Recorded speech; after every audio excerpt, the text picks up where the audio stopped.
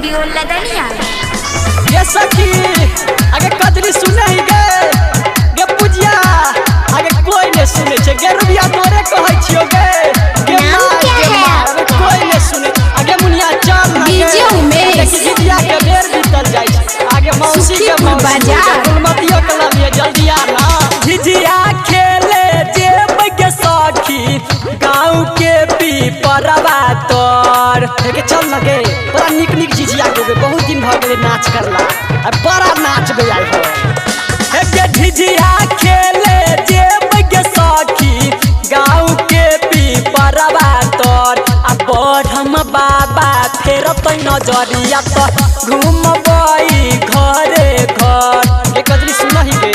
जात कला कनी याद दिला दिए बिल्टुओ बाबा ये जाके झिझिया खेला पूरे साल गया झिझिया खेले जेब के सखी गांव के पीपरवा तोर के झिझिया खेले जेब के सखी गांव के पीपरवा तोर आ बढ़म बाबा फेर तै नजरिया तो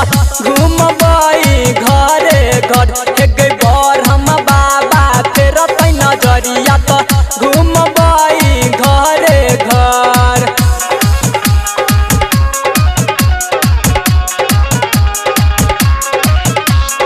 उमेश म्यूजिक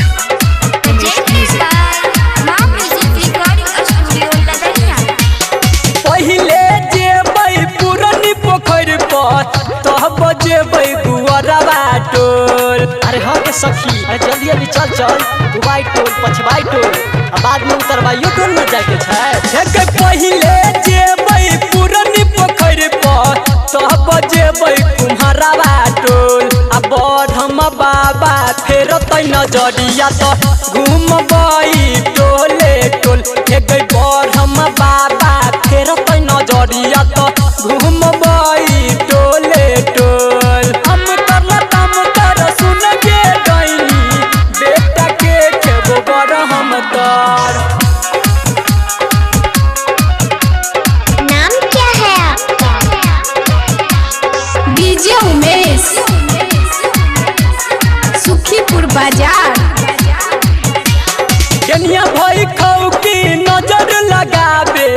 हमरा झिझिया के ऊपर ये बैठो की डैनिया हमरा झिझिया पर नजर लगेबे तो सुन ले तोरा बेटा के काचे चिबा देबो हे डैनिया भाई खाऊ की नजर चलाबे हमरा झिझिया के ऊपर बढ़म बाबा फेर तै नजरिया तो घूमबई घरे घर हे गे बढ़म बाबा फेर तै नजरिया तो घूमबई घरे घर हम कर सुन के डैनी बेटा के खेबो बड़ हम तर नाम क्या है आपका?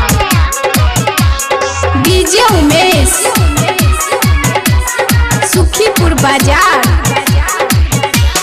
राइटर साइलेंडर गीत लिखै छै